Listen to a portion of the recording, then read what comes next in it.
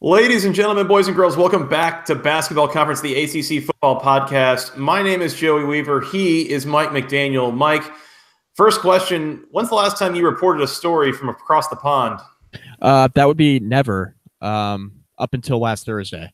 Oh, boy. Yeah. You have certainly been a central point for news for the college football community over the past week and a half or so, and it all pertains to Virginia Tech's quarterback situation. Can you please give the fine folks a rundown of kind of what has happened here? There's been a lot of stuff have gone on at Virginia Tech in the last few weeks since we last recorded. Yeah, not a great offseason.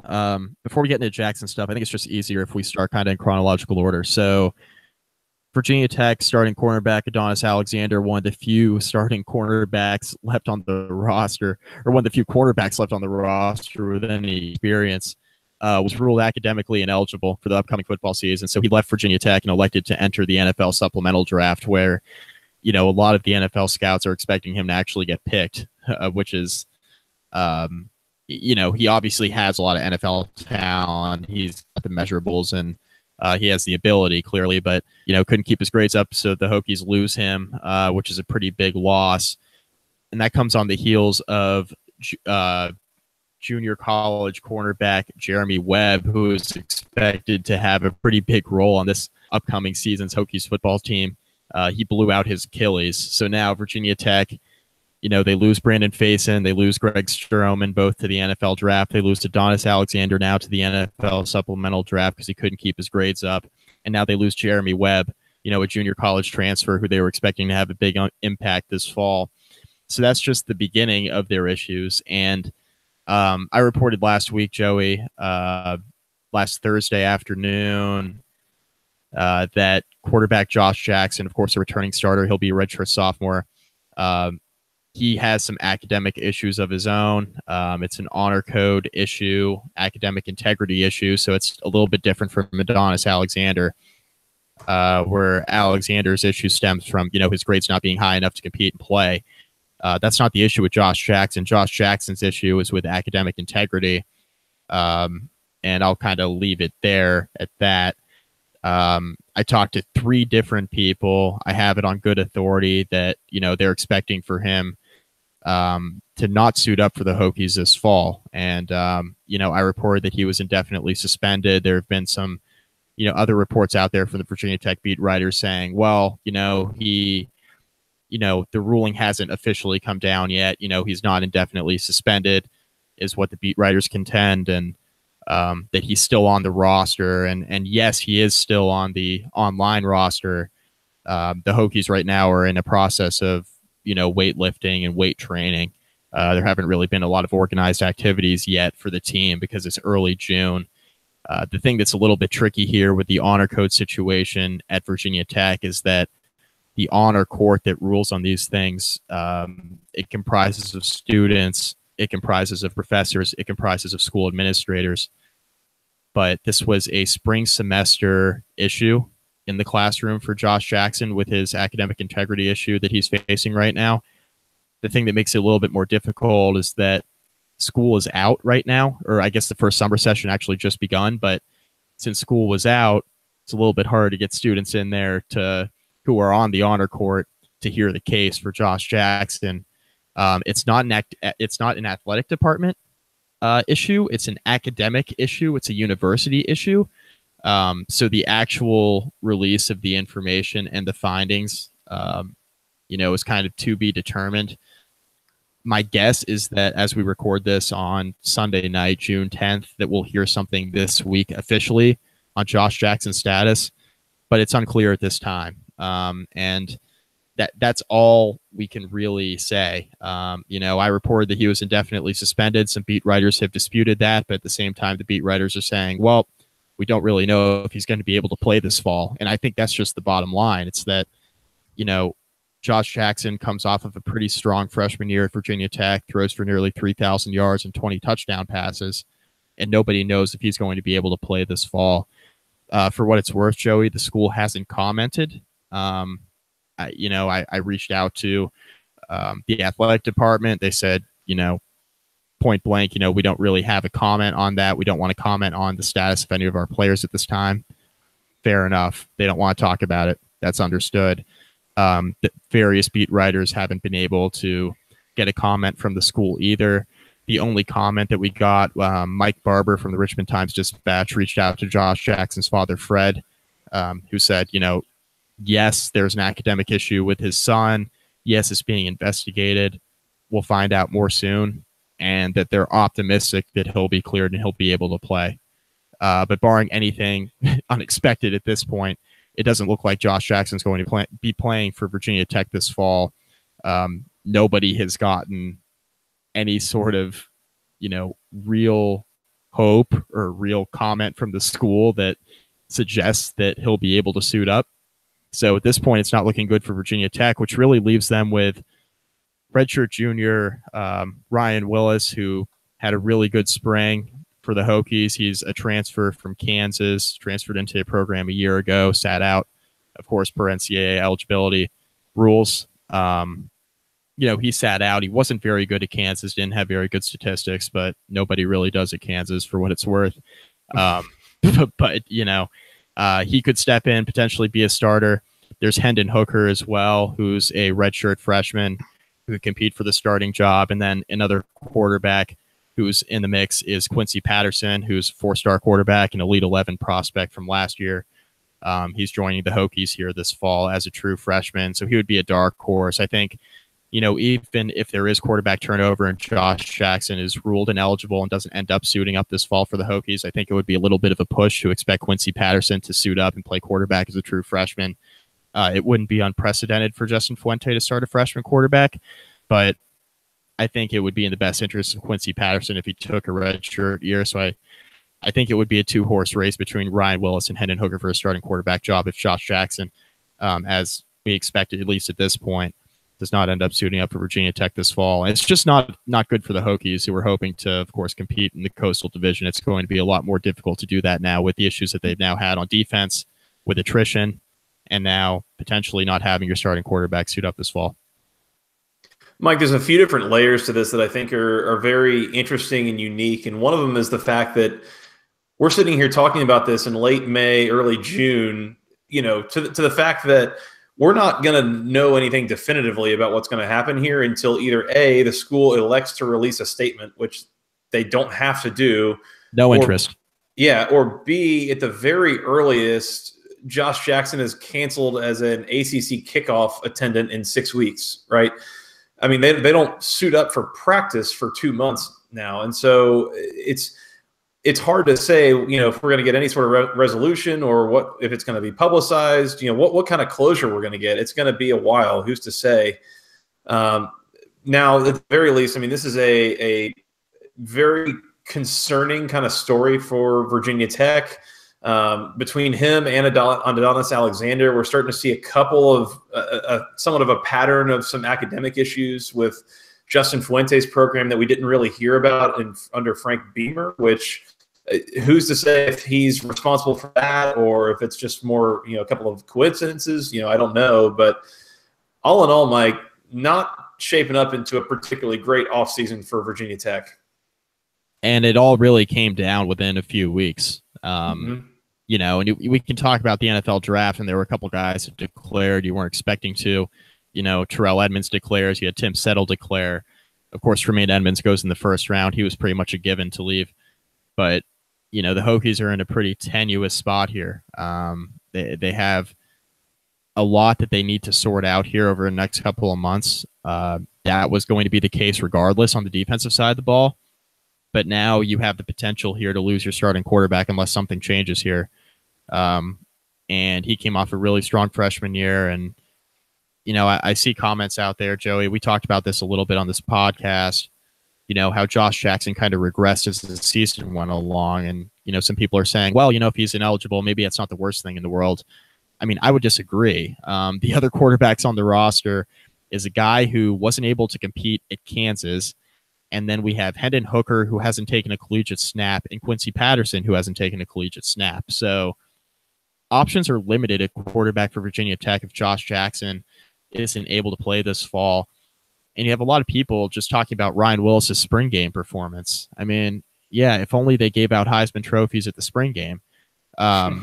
I understand the fan base and their optimism for, someone playing a little bit better, but I think it's a little bit of a stretch to say that Ryan Willis is definitely a better quarterback than Josh Jackson, especially when, a lot of Josh Jackson's struggles came in the latter half of the season. He was dealing with a shoulder injury, a knee injury, a foot injury, all nagging at him. And it's very difficult to do your job as a quarterback when your shoulder hurts, your knee hurts, your foot hurts. So, we'll have to see how it all plays out. I think Josh Jackson's the guy for the job at Virginia Tech. Obviously, if he's ruled eligible and everything ends up clearing up, he's the guy. He's the starting quarterback. And I think the first half of last season is a big reason why Hokies fans need to be optimistic if he is able to end up playing this fall. Mike, I kind of want to hear this from your end too, kind of your experience with this story, because for those unaware, you are just now getting back from like a 2-week vacation in Europe. You were on a Mediterranean cruise for a good piece of that. And yet, as this is all, you're over across the pond in Europe and exploring those areas, you're also reporting on this story and really taking the lead on it among a lot of folks. You had a lot of news outlets that were quoting you and citing you in this. Give me the rundown of kind of how this all happened. I can't imagine that coming from Europe, you were fishing for facts here. Someone must have reached out to you and kind of given you the lowdown here.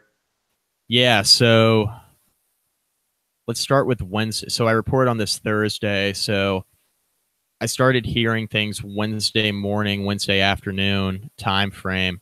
It was, late on Wednesday, my time, 6 hours ahead in Europe. And I started seeing some things on some message boards. I was keeping track of things, when I was away. I did have Wi-Fi, so I was able to keep track of just general sports news. And, I started seeing some things on message boards, cropping up about rumors about Josh Jackson's eligibility. So then from there, it's like, okay, well, let's see what I can find out, right? So it's a little bit tricky when you're overseas and you're dealing with the time change and it's hard to reach people. You can't exactly get on the phone, but you can send text messages for what it's worth. So sent some texts late on Wednesday, started getting responses to the texts, the inquiries that I sent on the story early on Thursday, and then Thursday afternoon had a couple other people chime in. And by late Thursday, my time, I felt pretty confident that, this story was progressing to a point where I could say, okay, yeah, definitively, Josh Jackson, it's going to be a surprise if he's a starting quarterback at Virginia Tech this fall. And I felt confident in that. And once you get 2 or 3, people telling you this and you feel good about the information those 2 or 3 people are providing, it's one of those things that I wouldn't have gone with if I didn't feel confident in the information I was given. So for the information that's out there now that's refuting what I said, we'll see how it all plays out. And maybe I got bad information, but I've received information from these individuals in the past. I felt good about what they've given me. There's a reason why I went with it. I wouldn't have gone with it if obviously I didn't feel good about it, because it's a pretty strong claim to say, yeah, Josh Jackson's not going to be the quarterback at Virginia Tech this fall. That's a bold statement to make. That's a slanderous statement if you're wrong. So, I felt good about the information. I still feel good about the information, and we'll have to see how it all plays out. From a fan's perspective, obviously I hope he's cleared, and I hope he's able to play, because I think Virginia Tech's a much better team with him on the field. But unfortunately, the way the situation is looking, at least at this juncture, I'm not sure it's going to end up being the case. Well, kudos to you for taking that risk and kind of jumping on it the way that you did. I've seen a lot of different news outlets from a lot of different angles that were quoting you and citing you in this. So it seems like you were really the one on the front end of this. So bravo to you. Not only the guts to take a leap and put that out there, but also just following up on it the way that you did. Well done. Congratulations. Thank you. Mike, we got good news. Got good news to share with the people. I don't know that we shared the bad news that really preceded this. A few months ago, and this was back in like late March, so think, the late spring practice timeframe, Syracuse backup quarterback Rex Culpepper was diagnosed with testicular cancer. And in the time since we've last recorded, he has now been declared cancer-free. Went through some chemotherapy and some other treatment, and he's good to go. For those unaware, I guess he's the son of Brad Culpepper, who was a defensive tackle. He played at Florida in the early 90s and then played several years in the NFL. So he comes from a football background and all this. He's the backup quarterback at Syracuse behind Eric Dungy. And it sounds like he's going to be able to hopefully play this fall after recovering from a cancer diagnosis just a few months ago. So that is some great news in the world of college football and certainly in the Syracuse community. Well, it's a huge deal that his health is in a good place, right? I mean, that's first and foremost. His health is in a good spot. Obviously, great to hear. He was able to fight it off relatively quickly, which is always good. So, that's a great situation now for Rex Culpepper. Obviously, the Syracuse community is very happy that his health is in good shape first and foremost. From a football perspective, Rex Culpepper is a very important figure because, Joey, you and I have talked about this at length. Eric Dungy is a guy that has trouble staying on the field. So who becomes super important when you have a guy like Eric Dungy unable to stay on the field? The backup quarterback, who, of course, was everybody's favorite recess character, Zach Mahoney, until now. So Rex Culpepper in the fold. Zach Mahoney has obviously graduated and moved on.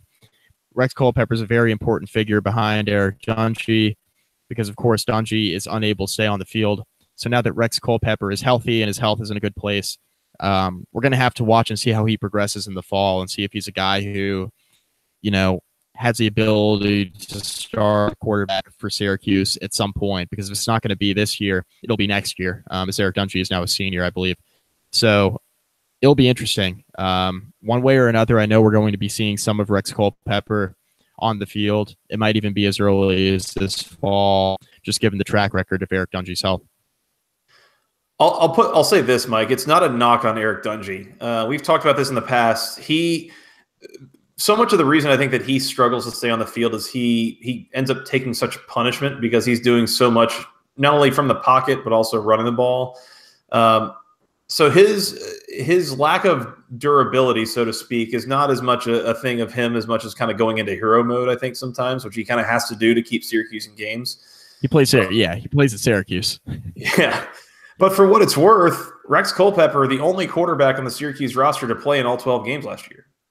Right? So like you said, I mean, that's an incredibly important role. If you have no good reason, no good data to say that Eric Dungy is going to be on the field all 12 games, plus whatever postseason that Syracuse is going to play this fall, Rex Culpepper, wow, getting out of practice here. He is a very important figure on the Syracuse team. And so the fact that he is able to get healthy here, get a clean bill of health, declared cancer-free, is going to be back, I think that's pretty good news, and that's a big deal for Syracuse going into 2018. Yep, bigger deal than usual just because we don't know how Eric Dungy is going to hold up. We just don't. So we can take a pretty good guess at it, Joey, just the way things have gone and how Dungy's had to carry that offense. Mm-hmm. But Rex Culpepper, very important figure, good that he's healthy, and he's going to be a guy who may have to contribute relatively soon. So we'll just have to see how it plays out. Yep. Mike, we got more good news. I would say it's not quite as good as the previous news, but it's also, in its own right, it's pretty good news. Okay. We've got week 1 betting odds to talk about here. We've got spreads spreads for a whole bunch of ACC teams in week 1 in the early September timeframe. You want to run through these real quick? Let's do it. All right. First off, and I want you to give me your thoughts on these as we go through. First game looks maybe a little more interesting than a lot of people would initially take it to be. Wake Forest, an 8-point favorite on the road in New Orleans at the Tulane Green Wave. Thoughts? Wake Forest, man. The Steam and Deeks, the Fighting Kendall Hintons. Yeah. Mm-hmm. Hold on. 8-point favorites against Tulane. You and I said this when we were looking at this. Careful. Mm-hmm. A lot of unknowns with Wake Forest coming off of a really nice year last year. It's not your grandfather's Demon Deeks, though. No Also, more not John your grandfather's Wolford. Green Wave. Yeah, not your grandfather's Green Wave. Yeah, I'm all about taking stabs at betting lines in June, right? When we know as little as possible about these teams. Mm-hmm. I would lean Tulane +8 there. I just don't know enough about what Wake Forest is going to look like. I mean, I have a general idea in the past, but it's a very different offense than the one that we saw last year with John Wolford. Kendall Hinton, a lot better runner than passer. That's been clear just in the packages he's been used in, even when John Wolford was healthy. Hinton has starting experience. He started a good amount of games for Wake Forest. I don't have the number in front of me, but he and Wolford split time throughout Wolford's sophomore and junior year. It wasn't really until last year when Wolford had that huge jump in his statistics and his production that Kendall Hinton really didn't see the field all that much. So we know Hinton's got experience. Wake Forest has some question marks on their defense coming into this season, so we'll have to see how that plans out. I think you take Tulane there +8 though in the opener. I think I agree. At home in New Orleans like that. For those unaware, Tulane is coached by Willie Fritz, who in 2011 and 2012 was runners-up back-to-back in the FCS championship. Lost both years in the final game, but had a really good Sam Houston State team going. Then moves on to Georgia Southern, has two really strong seasons in 2014 and 15. Puts together a strong program, goes to Tulane in 2016, goes 4-8, and then 5-7 last year. But I'll tell you, they looked a lot better at the end of the year than they did at the beginning of the year. I think he might have something cooking at Tulane, and especially when you compare that against a Wake Forest team that struggled defensively down the stretch. The post-Mike Elko era has not been kind for Wake Forest defense. I would tell you that, yeah, be careful. If I'm betting that game right now, I'm probably taking Tulane +8 at home. And there's a chance that they might win that game outright. I worry about Wake Forest needing to score with what tends to be a pretty effective Willie Fritz offense at Tulane. Plus, it's week 1, so anything goes. Mm-hmm. Yeah, I'd agree with that. Next up, should have a healthy Eric Dungey, at least for this one. Syracuse -6 in Kalamazoo at Western Michigan. I love me some football in Kalamazoo. Mm-hmm. I've never been to Kalamazoo, though. Same. Yeah. Why would you, right? Syracuse -6. Feel pretty good about this. Eric Dungey's back. He's healthy. Should be healthy for game 1. I'll take the orange here, -6. They should be fine. Agree with that. I think if you've got healthy, energized, rested Eric Dungey, you've got a team that's looking to prove something in year 3 here under Dino Babers. I think that Syracuse should be just fine here, even on the road. Western Michigan, not really what they were a couple of years ago when they went undefeated, and I'm struggling to recall the coach's name, but they were rowing the boat, and last year not quite as much as he left to go to Minnesota. Mike, do you have that coach's name? I can't believe I've blanked out too. I know, this isn't great. That's okay. We're ACC football experts, not MAC or Big Ten football experts. So for what that's worth. Yeah, give me Syracuse -6 here against PJ Fleck. PJ Fleck, got him. God. Man. Sorry, everybody. Got him. Okay, to be fair, it's early June. I mean, cut us a little bit of slack. Yes. Yeah, give me a couple months to get back into form. I'll get there. Duke, at home, 11-point favorite against Army. Is that too much against Army, Mike? Yeah, I think it's too much against Army. Plus, I don't know. I mean, Duke last year, it didn't really feel like they could beat anybody by 2 touchdowns, just the way they played. I'm sure the record doesn't stand on that. I have no idea. Looking back at their scores from a year ago, but Duke was wildly inconsistent. Army was actually pretty consistent last year. The thing you're hoping for with Duke is that Daniel Jones has a strong season here as he comes into his junior year. He had a little bit of a sophomore slump last year. The whole offense did, to be honest.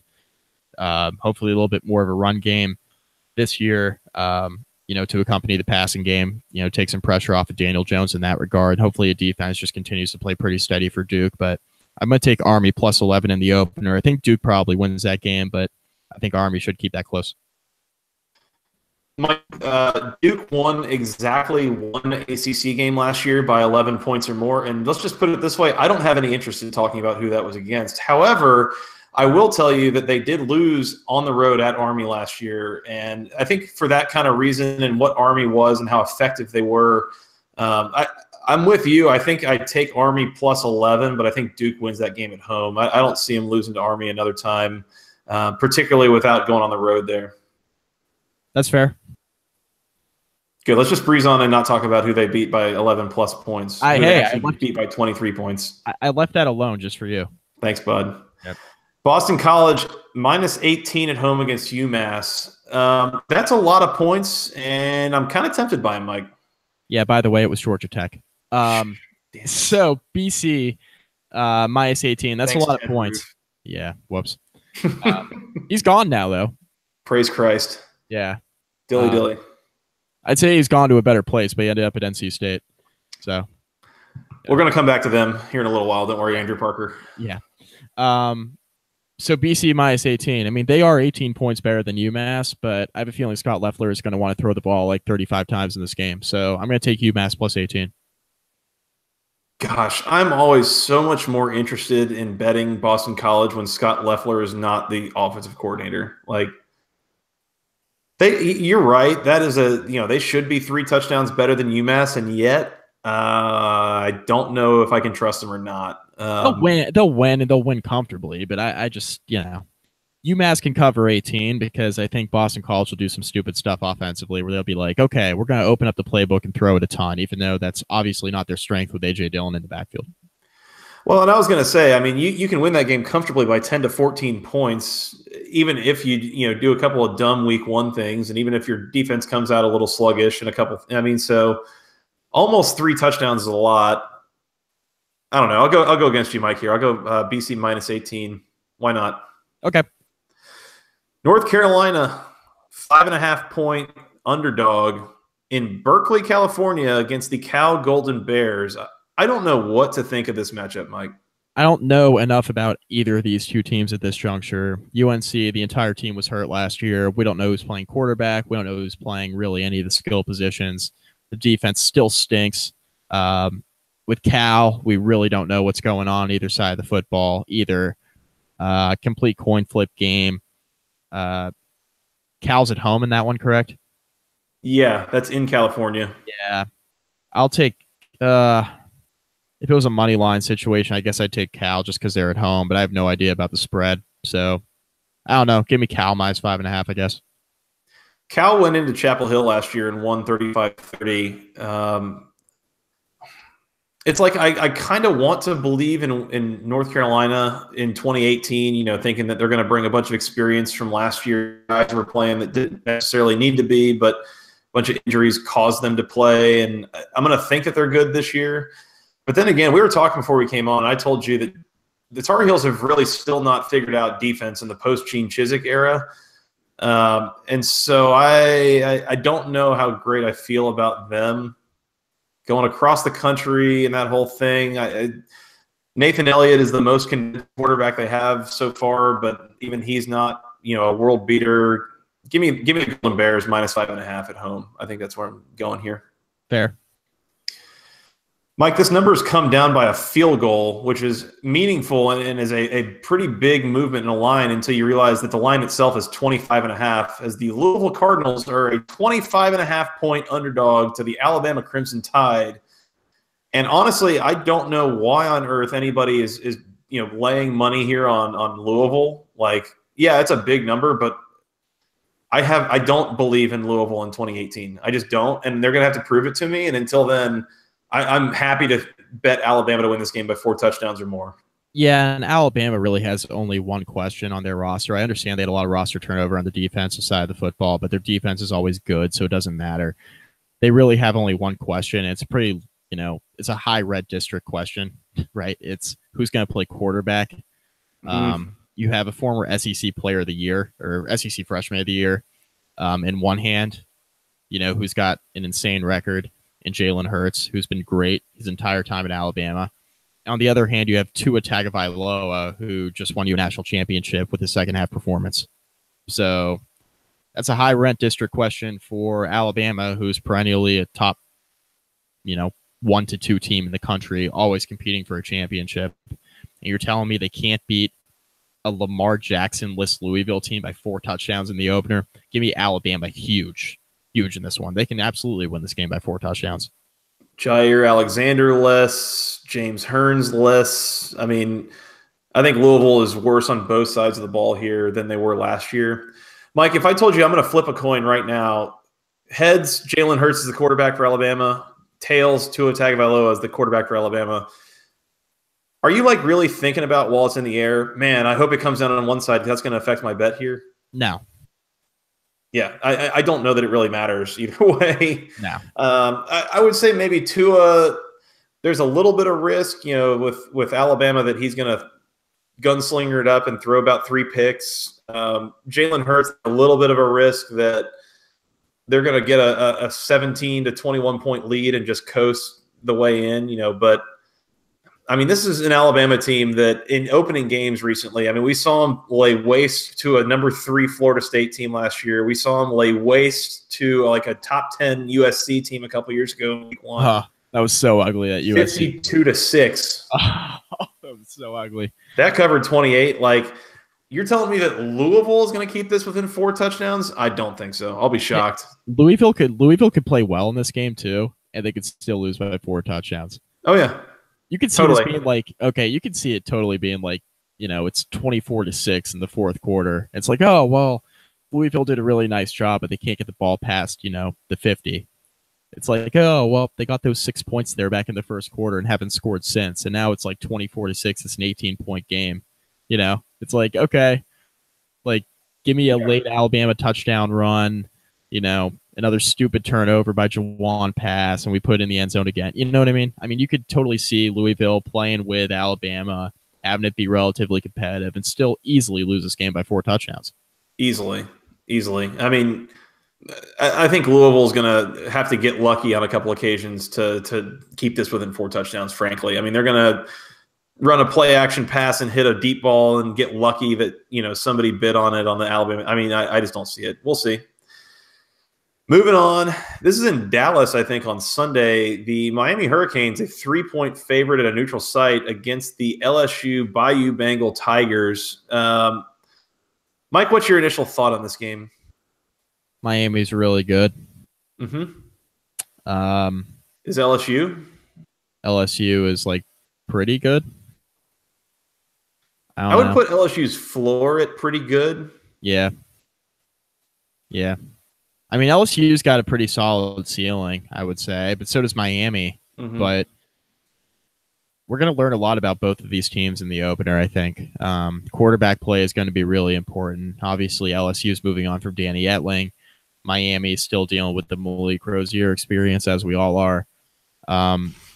These are 2 teams that have playoff potential. The issue with LSU is every year it comes down to, oh, yeah, we got to play Alabama. And that's where it's Ed Orgeron versus Nick Saban.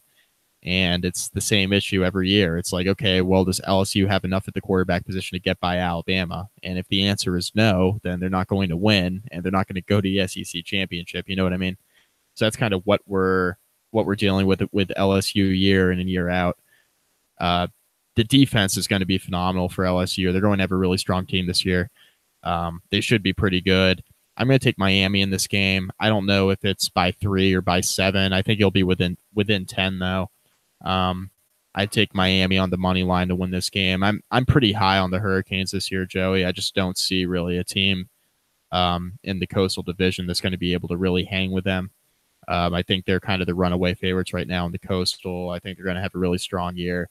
I think they have to get started on the right foot and win this game in a non-conference game in the opener. I feel like I'm not really making a bold statement if I say that I think there's about 100% chance that both of these teams finish anywhere with, between the 8 to 11 win range. But literally either one could finish at either end of that range. I agree. They could both finish high. They could both finish low. I mean, I don't know. I think they both have a pretty good floor. They both have an awfully high ceiling. It's just a matter of which one is doing which, or are they both doing one or the other? I don't really know what to say. Um, I I am hesitant about Miami, given what we know about the limitations of their quarterback situation and how good LSU's defense projects to be. LSU also changing offensive coordinators back to, and I forget the guy's name, but he was their offensive coordinator when Ed Orgeron took over as head coach mid 2016. The offensive coordinator that had that offense cooking pretty good, he's coming back and taking that over from Matt Canada from last year. So if that's effective, who's to say? I mean, I don't know if they've got a, if their quarterback situation is going to be anything even passable, pun intended. But I don't know.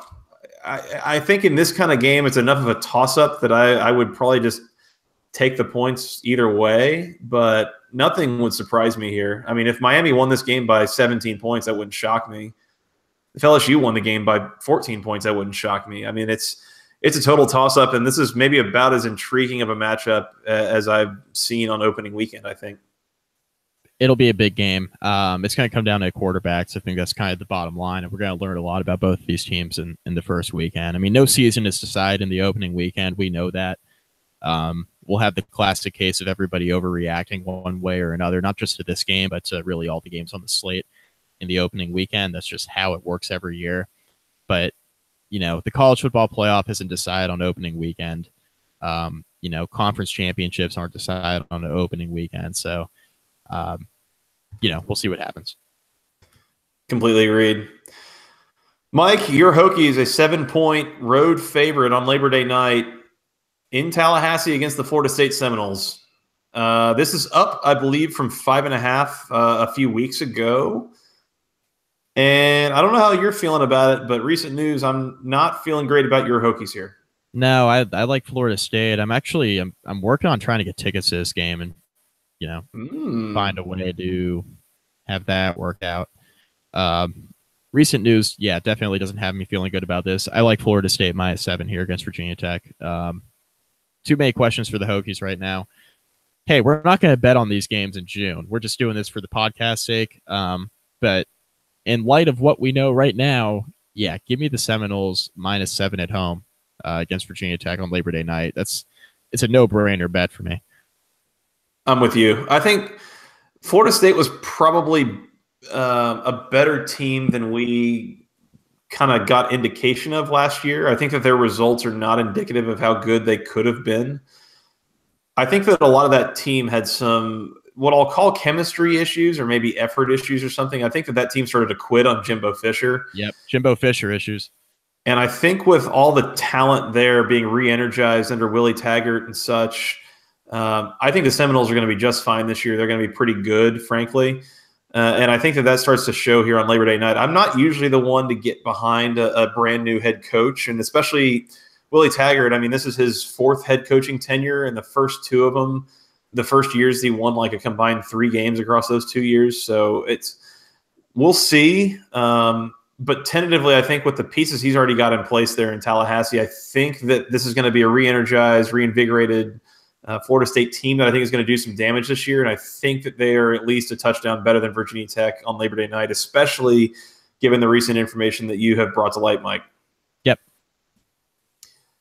Last game that we're going to talk about, just for good measure, and we haven't talked this much about this team in a little bit, but your Notre Dame Fighting Irish, 1.5-point home underdog against the Michigan Wolverines. Does Notre Dame, let me put it this way, does Notre Dame deserve to be an underdog in this game, given what we know about these two teams? I don't think so. I don't know if they do either. I don't think so. I mean, I think that Michigan's getting a lot of love because of Shea Patterson. Having him being eligible, shiny new toy quarterback, the position that Michigan has so desperately needed a really, really good player at the last few years. They finally have that. Is Michigan's defense going to be as good as it's been the last couple of years heading into this season? I think that's the real question. If Michigan gets the same type of production out of their defense and Shea Patterson ends up being pretty good, Michigan's going to be in great shape to contend in the Big Ten. If it's another shaky year quarterback and the defense even takes a little bit of a step back, we could be looking at another 8 or 9 win Michigan team, and then all of a sudden we're going to be really, really questioning Jim Harbaugh there.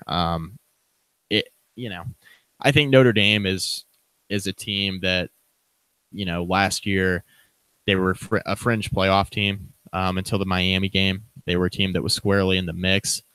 They were a top 5 team at one point. They were very good last year. They took a big step forward following the 4-8 campaign in 2016. They have a really strong team returning. A lot of playmakers on both sides of the ball coming back. Brandon Wimbush apparently looked great in the spring throwing the football, which is welcome news to Notre Dame fans because he was very shaky at the position last year. Of course, you'll remember Joey in the bowl game against LSU and ended up being Ian Book for most of the second half, ended up winning that game for Notre Dame. So it was kind of a question of, okay, is Brandon Wimbush going to be the guy this fall for Notre Dame? I don't think they deserve to be underdogs at home in the opener. They haven't played Michigan in a few years. Obviously, one of those longtime rivalry games for Notre Dame that they haven't gotten to play in a while. Both teams will come out energized. I think Notre Dame is the better team. I think Michigan's going to be good this year, but I'm going to take the Irish because I think they deserve to actually be the favorites in this game in the first weekend at home against a team that they've had some pretty good success against here the last few years when they have played. I'm with you, I think, in being a little bit skeptical of, is Shea Patterson going to be up to expectations? And that's more commentary on the level of the expectations there than anything about him as a quarterback. Yep. And like you said, I mean, Michigan has had a very formidable defense the last couple of years under Don Brown since they got him from Boston College. And for that reason, it's like what you said is if Shea Patterson is pretty good, then this is probably like an 11-win team. Like you don't need an absolute gunslinger, excellent quarterback to win a lot of games with how good their defense is. I don't know, Mike. You just need him to not be Wilton Spate or like John O'Corn or literally anybody. How it is that Jim Harbaugh, of all people, what he does in recruiting, what he does in quarterback coaching, as we saw with Andrew Luck and a couple of guys, like how it is that he has not been able to shore up the quarterback situation in Ann Arbor. Like, I don't know. I've not figured that out yet. And yet, like, it's not like that's a program that's got to be totally carried like by a quarterback, right? I mean, his Stanford program was as good as they were because Andrew Luck was, a 2 or 3 win above replacement kind of guy, so to speak. Michigan doesn't have to be that. I mean, they've got a good enough defensive side of the ball that you just need something out of your offense. So I think I'm a believer in Michigan here, Mike. I think I'm taking the Wolverines -1.5 on the road. I think that they're going to be pretty good this year. Like you said, if not, then they're going to start having some tough questions to answer, and so we'll have to see. But I don't know. I think I like Michigan here, but we'll see. I think it's a very appropriate line at being just on barely on one side of Pick'em. Yeah, I mean. Fair. I think it's a bigger deal for Michigan to win this game on the road in the opener. If they're going to be really good this year, then you can say, oh, well, if Notre Dame's the team that we kind of all expect them to be, which is like a top 10 or 15 team, and Michigan can hang their hat on, we beat Notre Dame on the road in the opener. That's where you're making a case for a playoff berth, right, at the end of the year. If you're really competing in the Big Ten and you got a real chance to go to a playoff, you can say, oh, yeah, well, we have this great record in the Big Ten. Oh, and we also beat Notre Dame on the road in the opener. So whereas if Notre Dame loses a tight game at home to Michigan, on the flip side of that coin, I think they can bounce back from that. It's like, okay, well, Michigan's a really good team. We lost that game at home. And you could look at it the same way for Michigan. I just think the margin for error is a little bit smaller in the Big Ten. You look at Notre Dame's got a brutal schedule this year. They're going to have a lot of opportunities to kind of make up for a loss in there, but we don't really know what the Big Ten is going to be outside of, Wisconsin, who's as consistent as they come, and Ohio State. Penn State's losing a lot of playmakers. Obviously, Saquon Barkley is, when you lose a Heisman-type player at running back, that's huge, and that's what Saquon Barkley was. So we don't really know how good the Big Ten is. So I think it's a much bigger deal if Michigan wins this football game than Notre Dame. I agree. Mike, I'm going to hand you $20. I'm going to put a gun to your head and say you have to bet one of these games and you better get it right. Where are you putting your $20? Ooh. This is a hypothetical, by the way, just in case anyone's listening. Hypothetical. Yeah, hypothetical. Everybody relax. I'm putting it on Florida State at home. I mean, it's okay. You know, you only got to win by a touchdown to field goal against Virginia Tech. Hokies might be entering that game with a former Kansas quarterback or a first-time starter, potentially, if it's not Josh Jackson. Yeah, sign me up for Florida State -7. It's funny because we're both going to bet against our own teams here, because if you told me the same thing, give me Alabama -25.5. I don't see – I am so down on Bobby Petrino's Louisville, round 2 that just – no thanks. I'm out. That's a huge spread, too. I know. Yeah. That's a ton of points, and I feel so good that Alabama is going to cover it. It's like this feels like about a 42-10 kind of game or something. I mean, I don't see this being even like entertaining. I love it. Like, oh, Mike, give me one bet. I'm like, hey, Joey, give me one bet. Yeah, inject Alabama -25.5 right into my veins. Yeah. Give it to me. Oh, Mike, give me a quick rundown. What was the coolest thing you did in Europe? Coolest thing I did in Europe. Went to Venice for the first time. That was really, really freaking cool. They got no roads there, so it really is all waterways. Went on a gondola, which is as cool as it looks. Everything about Venice was really sweet. Also went to Montenegro. Montenegro is a relatively new country. Just gained independence in the 1990s. Used to be part of Yugoslavia. Got mountains, you got beach, a sweet town area in Kotor where, the cruise ship parked. So Montenegro was super cool too. Of course, we did Rome and Florence, and it's cool to go to Rome and see the Colosseum, the Vatican, and all that. Florence is a really cool city. Where else do we go? While I'm at it, went to Nice, France. So that's the French Riviera. That was, really nice area there. And then we also went to Ravenna, which is right near Bologna, Italy. So that was a nice area as well. So all the ports are really cool, but if I had to pick one, it's all about Venice, because Venice was a very different experience.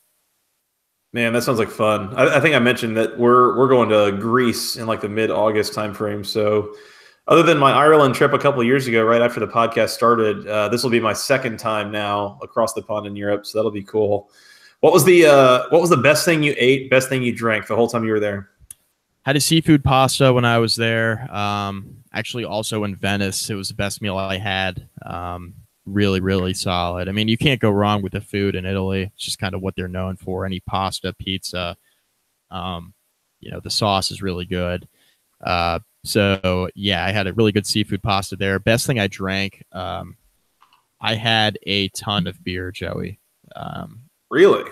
Yeah, I did. Now the wine, the best drink I had, we had a red wine on a tour when we were where was that? Good podcasting. Yeah. That was Ravenna. Sorry. No, that was Pompeii. Went to Pompeii too. I left that out. Pompeii was really interesting. I've heard that song. Yeah. Yeah, it's a song. Yeah. Went to Pompeii. The wine we had was in Sorrento, which is like right near Pompeii. It was like it's a really cool town area. Had a red wine there. It didn't even really taste like wine. It was very, very smooth. Really good. That was probably the best drink I had there. And that was really solid. But the best beer I had there was this beer called Mexico. It's actually German, but I had it. It's real solid. I mean, it was light beer, real smooth. Had a couple of them, like 18-ounce beers. Yeah, they don't cheat you over there. They give you large beers. So yeah. Well, there you go. I'm a bit of a beer snob myself. I guess I don't know enough about Greek beer to, feel like I'm really jazzed up about that. But I know that like Belgium and Germany and a couple of them have really, really good beer scenes. So if I can maybe sneak something from one of those places, that would be ideal. Mike, I think you follow me on Twitter. A few people that listen here do. I got my car back. Yeah, that was a big deal. At long last, after 7 weeks in the shop, I think the total bill came out to let's just say well into the 5 digits. At some point I was wondering, when they were just going to be like willing to total it. And I think they got close to that point, but not quite. So I got the old car back. It smelled like new, which is always a good thing, but that's because literally like a third of the car was new. They said they replaced pretty much everything behind the back seats. So the entire trunk, the entire bumper, impact bar, all this stuff. So got that back. It's felt like absolute heaven driving my car again. Very positive. I have gotten a traffic ticket in the meantime. Okay, let's talk about that. Let's move on to the important things, right? Because number one, you get your car back. Yes. Number two, let's talk about that traffic ticket. This is multiple levels of dumb. So first of all, my office was hosting like an offsite event that I was going to be driving to. Let's keep it simple. Say that. So I was going to drive there. Well, I decided to get cute and try to take a different route than I normally would. There's a very simple, obvious route. I was trying to be, a smart ass about it and take a different route. So I ended up, as I was doing it, I pulled up to a red light. And the way that in Texas, you've got interstates, and because we've got so much room down here, no idea what to do with it, we have these access roads, right? These side roads run up next to the interstate. So I pull up to a red light. I'm going to take a right onto the access road to get on the interstate. Well, there's a car in front of me. Lights like green, maybe just turned yellow. Car's stopped. And there's nobody turning. There's nobody, nothing. It's like you're just sitting there. I'm like, dude, just like go. I honked at him. Yeah, all right, he goes. So I pull up to the light, and now at this point, it's a red light. But my understanding is that a red light turning right, it's like a yield sign. Not the case. A red light, when you're turning right, you still got to stop. Yeah. Who knew? Yeah. Who knew? Surprise. Apparently, the cop facing me in the other lane knew and decided to come up and inform me and give me a nice little citation. So he'll let you know. Yeah. Today I learned. So we'll see how that turns out. And the other thing that's really annoying is this little district. Most of the greater Houston area where I live is all Harris County. And it's like you can drive for like an hour and still be in Harris County. It's a bizarre place, but the little district of town where I work in has like its own court system. And so it was a Pasadena police officer that pulled me over. So I get to go to a Pasadena court. Well, the rules in Pasadena say if I want to mail a check in just to pay my ticket and, not deal with it, it's send in the amount plus $20 so that I can just plead guilty. And I was like, why on earth am I spending an extra $20 to not waste anybody's time? So that's what you get, man. For pleading guilty, you get an extra 20 on top of the ticket. Yeah. So your boy is probably going to fight this ticket just for the sake of not paying an extra $20. Yes. That's good content. Yeah. A thing that I am admittedly guilty of, whatever. Like if it means I don't have to pay an extra $20 to put a stamp on the check, then that's what I'm going to do. So that's what I'm talking about. Okay. So go fight it.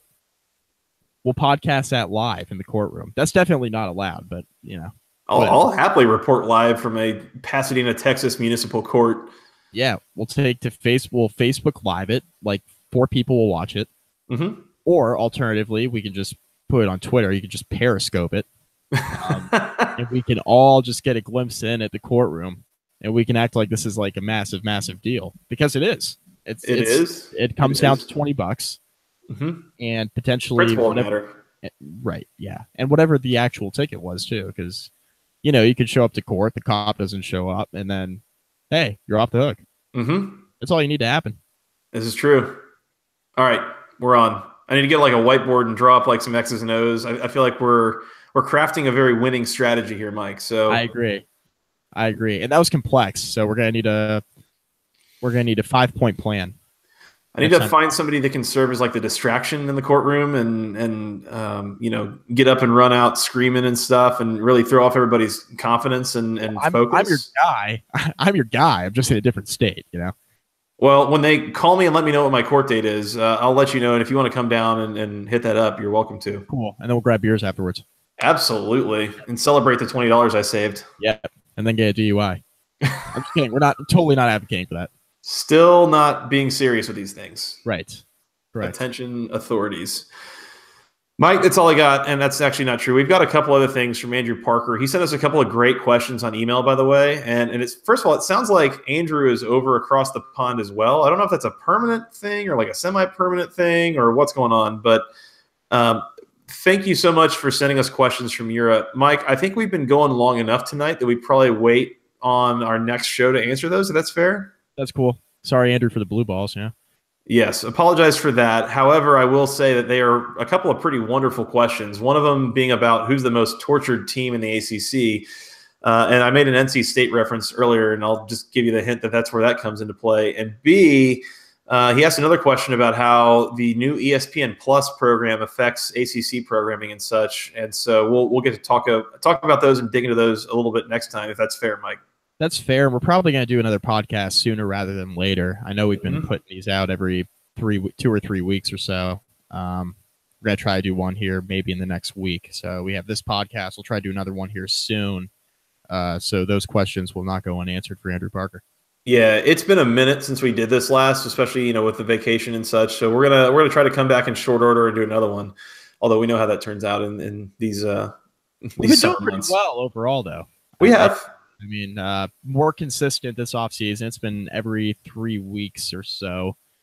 But hey, yeah, it's more consistent. We were all over the place last summer. I think we're doing a lot better. Putting at least 1 to 2 podcasts out per month. I think that's pretty good. We're true professionals now, Mike. Something like that. I mean, we're talking up DUIs. We're talking about blue balls, guns to heads, guns to heads. Yeah. Anyway, true professionals. Yeah. Yeah, we got it. All right. Well, this has been fun. Let's get out of here. In the meantime, they can go find us on Twitter. I am at FTRSJoey. He is at Mike McDaniel CFB, and together we're at BC Podcast ACC. Y'all can send us an email to the longest email address known to man, as Andrew Parker has. That email address is basketballconferencepodcast@gmail.com. Nailed it. Yes, sir.